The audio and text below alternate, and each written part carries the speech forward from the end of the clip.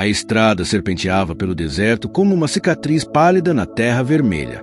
O sol se punha no horizonte, pintando o céu em tom de laranja e púrpura enquanto o velho Jeep Cherokee 1998 avançava pela rodovia deserta.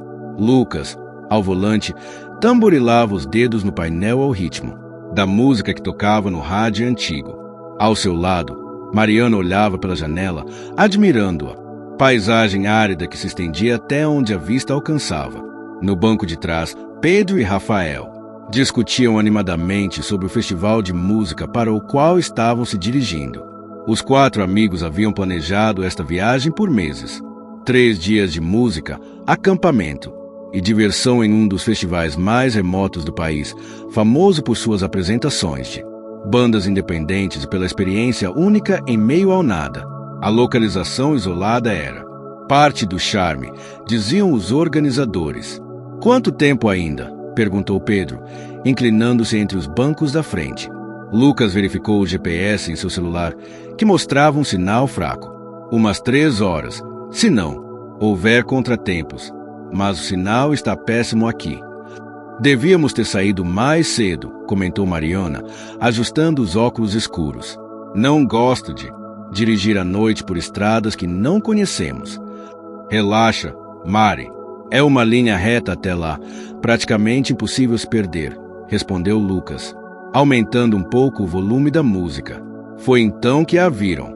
Uma figura solitária à beira da estrada, com o polegar estendido. Uma mochila desgastada repousava a seus pés, e seus cabelos loiros, presos em um rabo de cavalo, balançavam com a brisa do deserto. Ela usava shorts jeans, uma camiseta vermelha desbotada e botas de caminhada cobertas de poeira. Nem pensar, disse Mariana imediatamente, antes mesmo que Lucas pudesse considerar. Parar. Não sabemos quem é essa pessoa. Mari, estamos no meio do nada, argumentou Rafael. Olha ao redor. Não passa um carro aqui. A cada hora. Ela pode estar esperando há dias. Lucas já estava reduzindo a velocidade. Rafa tem razão. Não podemos deixá-la aqui. É perigoso, insistiu Mariana, mas Lucas já havia parado o jipe alguns metros à frente da mulher. Quando a estranha se aproximou do veículo, todos notaram sua aparência exausta. Seu rosto, apesar de bronzeado pelo sol, estava pálido e olheiras profundas marcavam seus olhos azuis. Ela sorriu timidamente quando Lucas baixou o vidro. Oi, disse ela, sua voz rouca, como se não falasse há muito tempo. Estão indo para o norte? Sim, respondeu Lucas, para o Festival Horizonte. Você está indo para lá também. A mulher hesitou por um momento antes de responder. Na verdade, estou indo para Cedar Creek. É a próxima cidade depois do local do festival. Os amigos trocaram olhares. Cedar Creek ficava aproximadamente 1 hora além de seu destino. Posso pagar pela gasolina, acrescentou ela rapidamente, percebendo a hesitação deles. Lucas olhou para os amigos. Pedro deu de ombros. Rafael assentiu discretamente e Mariana, após um suspiro de resignação, também concordou com um pequeno aceno. Tudo bem, entre, disse Lucas. Sou Lucas, está a Mariana, e atrás estão Pedro e Rafael. A mulher entrou no banco de trás, apertando-se entre Pedro e sua mochila. Obrigada. Sou Elisa. Durante a primeira meia hora de viagem, Elisa permaneceu em silêncio, respondendo apenas quando alguém lhe dirigia a palavra diretamente. Ela contou que trabalhava como fotógrafa, freelancer, e estava fazendo um ensaio sobre paisagens desertas. Seu carro havia quebrado 2 dias antes e o guincho cobraria uma fortuna para buscá-la naquela região remota. Sorte que vocês apareceram, disse ela, olhando pela janela. Não passa muita gente por aqui. Por que você não ligou para alguém? Perguntou Mariana, ainda desconfiada. Elisa tirou um celular do bolso e mostrou a tela rachada. Sem bateria. E mesmo se tivesse, não. Há sinal aqui. Lucas verificou o próprio telefone e confirmou. 0 barras de sinal. O GPS ainda funcionava, mas estava salvo offline. À medida que a escuridão tomava conta da paisagem, o céu se enchia de estrelas, milhares delas, mais do que qualquer um deles já tinha visto na cidade. A estrada, iluminada apenas pelos faróis do jipe, parecia cada vez mais estreita e sinuosa. "Tem certeza de que estamos na rota certa?" perguntou Pedro, notando que haviam saído da estrada principal há alguns minutos. Lucas franziu o senho, olhando para o GPS. "Sim, é um atalho. Deve economizar uns 40 minutos." "Nunca ouvi falar desse atalho", comentou Elisa, subitamente interessada. "E já percorre essa região várias vezes?" "O aplicativo sugeriu", respondeu Lucas, um pouco na defensiva. "Disse que a estrada principal está em obras." Elisa não disse mais nada, mas seu olhar inquieto não passou despercebido por Mariana, que começava a sentir um nó no estômago. Algo não estava certo. Foi quando perceberam os faróis atrás deles. Um veículo grande, parecia uma caminhonete, o seguia a uma distância considerável. Não teria sido motivo de preocupação, exceto pelo fato de que o veículo não mantinha uma velocidade constante.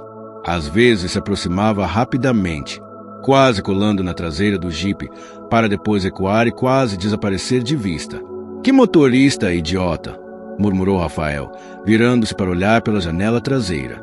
Após 15 minutos nesse jogo estranho, Lucas decidiu dar passagem. Reduziu a velocidade, encostou parcialmente no acostamento estreito. A caminhonete, agora claramente visível, uma Ford F-150 preta, com os vidros escurecidos, reduziu também, mantendo-se atrás deles. "Mas que merda!" exclamou Lucas, acelerando novamente. "O que esse cara quer?" "Talvez seja só algum bêbado", sugeriu Pedro, embora seu tom revelasse que nem ele acreditava nisso. Foi então que os faróis altos da caminhonete se acenderam, ofuscando todos pelo retrovisor. Lucas praguejou, momentaneamente cego pelo brilho intenso. "Isso não é normal", disse Mariana, a voz trêmula. "Lucas, acho melhor voltarmos para a estrada principal." Elisa permanecia estranhamente calada, os olhos fixos na caminhonete, os dedos apertando com força a alça de sua mochila. Lucas tentou aumentar a distância entre eles e o veículo perseguidor, mas a caminhonete facilmente acompanhava o ritmo. A estrada se tornava cada vez mais precária, com buracos, pedras soltas que faziam o jipe balançar violentamente. "Tem algo errado com o GPS", disse Lucas de repente, batendo no celular que agora mostrava apenas uma tela azul. "Perdi o sinal completamente." Foi quando a caminhonete acelerou bruscamente e bateu na traseira do jipe, fazendo todos saltarem nos assentos. Mariana gritou, e Lucas lutou para manter o controle do veículo. "Ele está tentando nos tirar da estrada", gritou Rafael, agarrando-se ao banco da frente. "Por que está fazendo isso?" perguntou Pedro, o pânico evidente em sua voz. A caminhonete recuou novamente. Segundos depois, avançou com ainda mais força. Impacto fez o jipe derrapar e quase sair da estrada. Lucas manobrou desesperadamente, conseguindo voltar para o asfalto no último segundo. "Lucas, vai mais rápido", implorou Mariana, lágrimas escorrendo por seu rosto. "Estou tentando", ele respondeu, com os nós dos dedos brancos de tanto apertar o volante.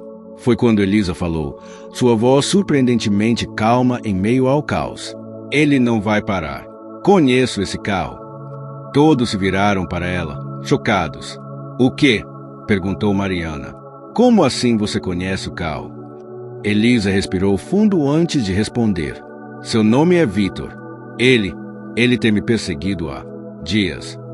"E você não achou que isso era uma informação importante para compartilhar antes de entrar no nosso carro?" gritou Lucas, dividindo sua atenção entre a estrada à frente e o retrovisor. "Achei que o tinha despistado", respondeu Elisa, a culpa evidente em seu rosto. "Fiquei esperando na estrada por horas. Não vi sinal dele." "Quem diabos é esse cara?"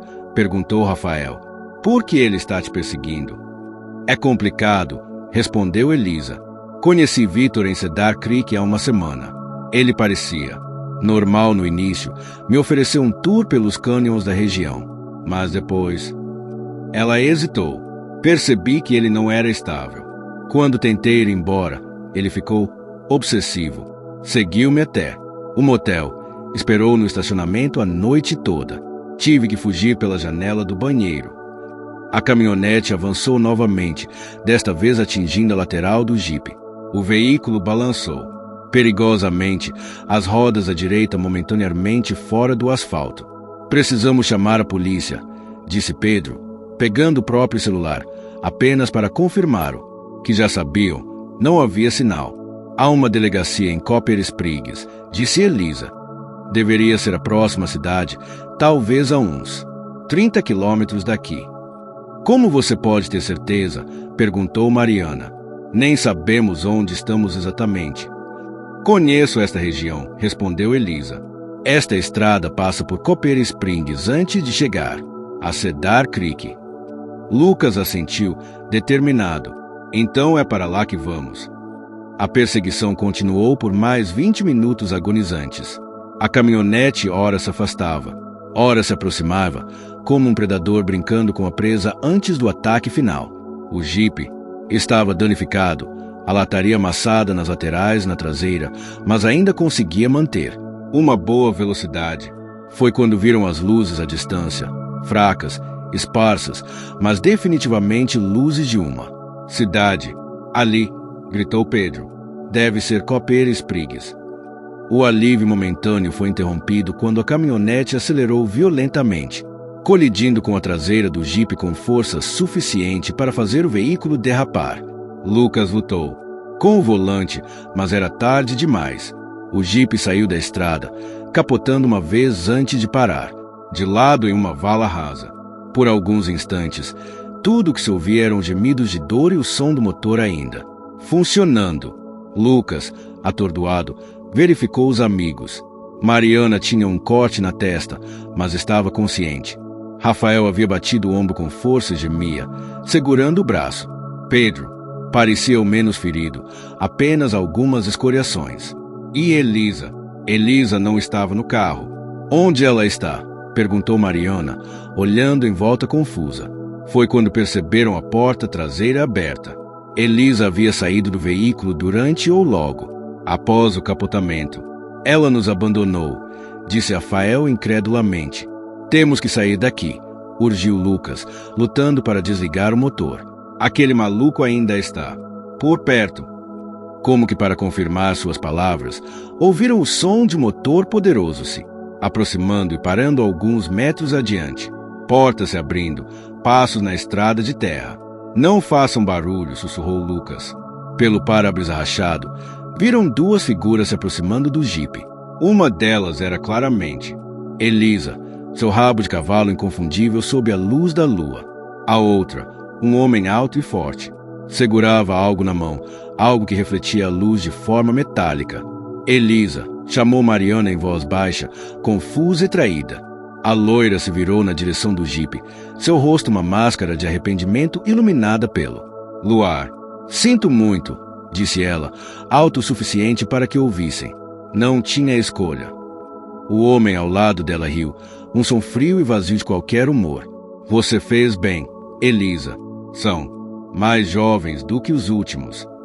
Os quatro amigos congelaram, o horror da situação finalmente se revelando. Não era uma perseguição aleatória. Não era um perseguidor obsessivo seguindo Elisa. Era uma armadilha. E eles haviam caído direto nela. Saiam do carro agora, ordenou o homem, sua voz calma mas carregada de ameaça. Ou entro, aí para buscá-los. Pedro foi o primeiro a reagir. Corram! Gritou ele, chutando a porta do seu lado, que estava parcialmente amassada, mas cedeu com o impacto. Lucas desafivelou o cinto de segurança e ajudou Mariana a fazer o mesmo. Pela janela do motorista, instruiu ele. Rápido! Rafael, apesar da dor no ombro, conseguiu seguir Pedro para fora do veículo. Os quatro se espalharam em diferentes direções, correndo desesperadamente para a escuridão do deserto. Idiotas, ouviram o homem dizer, sua voz agora tingida de diversão. Vocês só estão tornando isso mais divertido. Mariana corria como nunca havia corrido antes, seus pulmões queimando com o ar seco do deserto.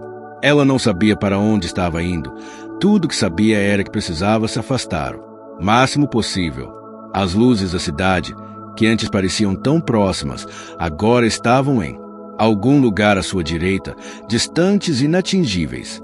Ela ouviu um grito ao longe, parecia a voz de Pedro. O som foi abruptamente cortado e o silêncio que se seguiu era ainda mais aterrorizante do que o grito. Escondendo-se atrás de um grande cacto, Mariana tentou controlar sua respiração ofegante. Sua mente corria, tentando entender o que estava acontecendo. Elisa e aquele homem, Vitor, claramente trabalhavam juntos. Mas por quê? Para roubá-los? Não fazia sentido. Eles eram apenas estudantes sem nada de valor. Um barulho próximo a fez encolher-se ainda mais. Passos lentos, deliberados, acompanhados pela voz suave de Elisa. Não torne isso mais difícil, querida. Quanto mais você correr, pior será quando ele te encontrar. Mariana cobriu a boca com a mão para abafar os soluços. Não podia acreditar que aquela mulher, que parecia tão normal, tão inofensiva, estava agora caçando-a como um animal. Foi então que seu celular vibrou em seu bolso. Congelada de medo, Mariana o pegou com as mãos trêmulas. A tela mostrava uma barra de sinal, fraca, mas presente, e uma mensagem de: Lucas, estou na Pedra Grande. Venha rápido. Mariana sabia de qual pedra ele estava falando. Haviam passado por uma formação rochosa, estranha pouco antes do acidente, algo que parecia uma baleia emergindo da terra. Com extremo cuidado, ela começou a se mover, mantendo-se agachada e usando a vegetação, escassa como cobertura. Os passos de Elisa pareciam ter se afastado, mas Mariana não se permitiu relaxar. Após o que pareceu uma eternidade, ela viu a silhueta da rocha contra o céu estrelado. Aproximando-se cautelosamente, sussurrou: Lucas. Ele surgiu de trás da pedra, puxando-a rapidamente para a cobertura. Seus olhos estavam arregalados de medo e sangue seco marcava um lado de seu rosto. Você está bem? Ele perguntou, examinando-a rapidamente. Sim, respondeu ela, ainda tremendo.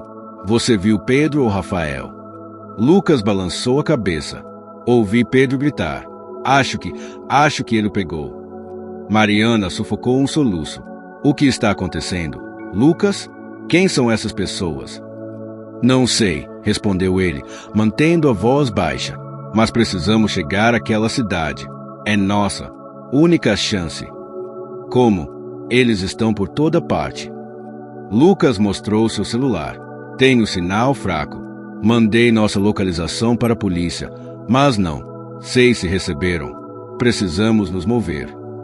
Um grito cortou a noite, desta vez a voz de Rafael. Mais perto do que esperavam, talvez apenas algumas centenas de metros. Meu Deus, sussurrou Mariana. Ele está matando todos nós. Vamos, insistiu Lucas, puxando-a pela mão. Temos que continuar nos movendo. Eles correram agachados, usando as sombras como cobertura. A cidade parecia mais próxima.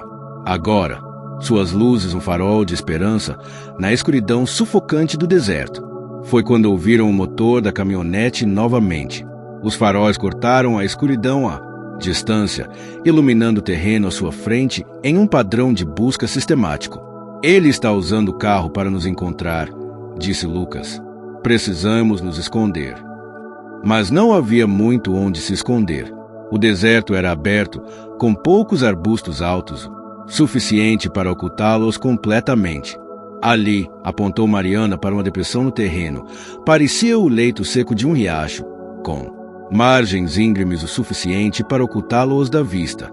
Eles correram para o local, deslizando pela inclinação e pressionando-se contra a parede de terra. A caminhonete passou por perto, seus faróis iluminando brevemente o topo da ravina. Antes de continuar, eles são psicopatas, sussurrou Mariana. Fazem isso de propósito. Caçam pessoas. Lucas assentiu sombriamente. Provavelmente não somos os primeiros. E as pessoas simplesmente desaparecem neste deserto, completou ela, um arrepio, percorrendo sua espinha. Ninguém nunca encontraria os corpos aqui. Um pensamento terrível ocorreu a Mariana. Lucas, e se não houver cidade nenhuma? E se aquelas luzes forem apenas outra armadilha. Antes que ele pudesse responder, ouviram o som de passos se aproximando, passos leves, demais para ser o homem. Elisa, sem trocar palavras, ambos começaram a se mover ao longo da ravina, mantendo-se abaixados.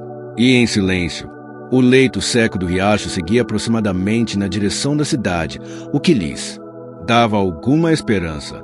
Caminharam assim por quase 20 minutos, alternando entre correr quando sentiam que era seguro e esconder-se ao menor sinal de perigo. A cidade estava definitivamente mais próxima e agora podiam distinguir algumas construções. Foi então que ouviram um grito, não de dor ou medo, mas de triunfo. Achei vocês. A voz vinha de cima deles. Olhando para o alto da ravina, viram Elisa parada na borda. Um sorriso perturbador em seu rosto, outrora gentil. Em sua mão, uma arma apontada diretamente. Para eles. Vitor, ela gritou. Estão aqui. Na ravina. Lucas agarrou a mão de Mariana. Corra! Ordenou ele, puxando-a ao longo do leito seco. O som do tiro ecoou na noite e Lucas caiu para frente, atingindo o chão com força. Mariana, gritou, caindo de joelhos ao lado dele. Lucas, Lucas.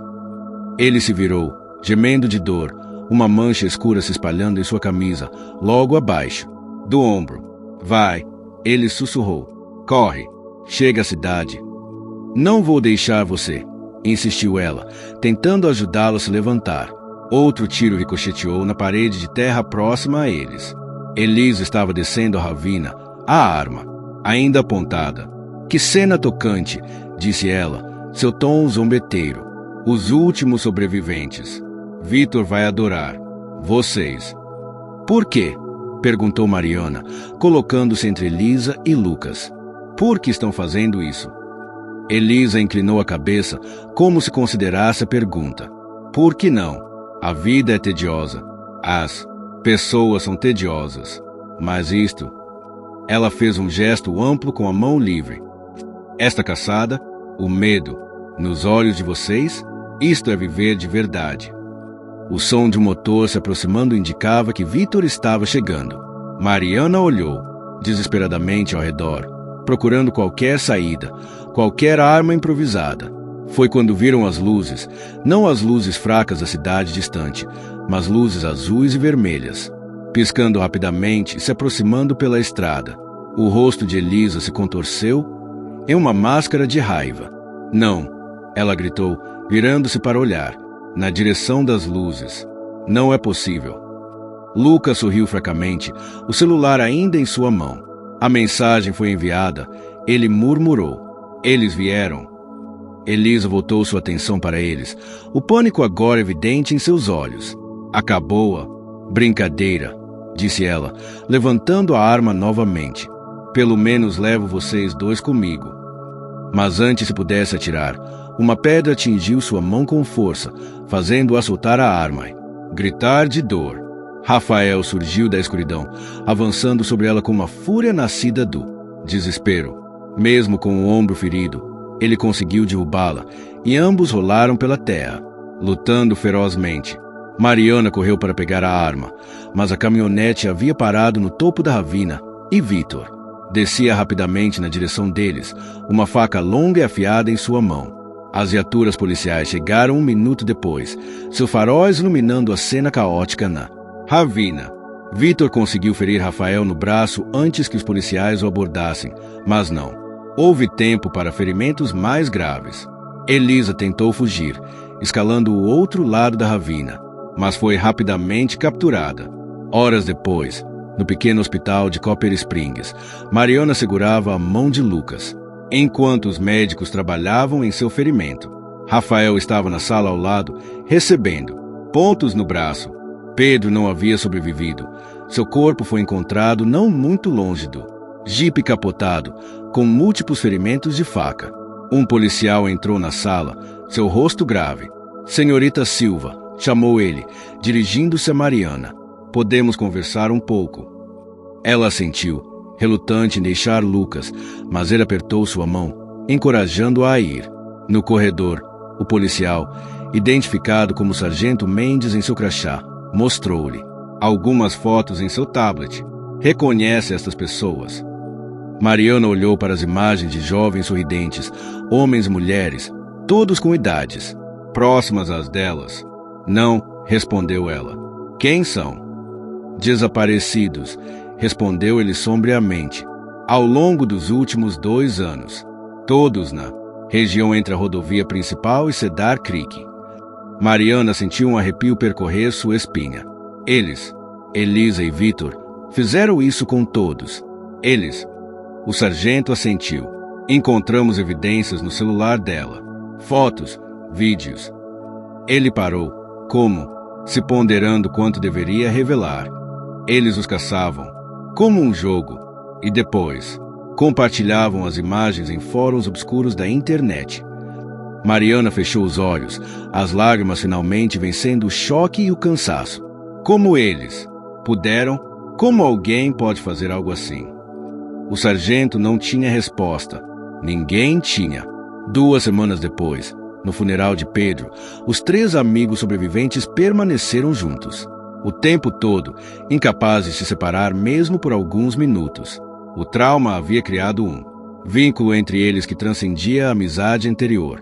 Enquanto o caixão descia a terra, Mariana pensou em como um único momento, a decisão de parar para uma estranha na beira da estrada, havia mudado suas vidas para sempre.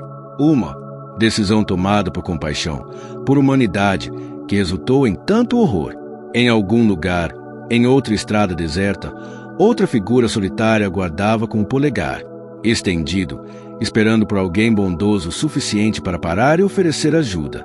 E em algum lugar, outro carro reduziria a velocidade. Asterisco, asterisco, asterisco.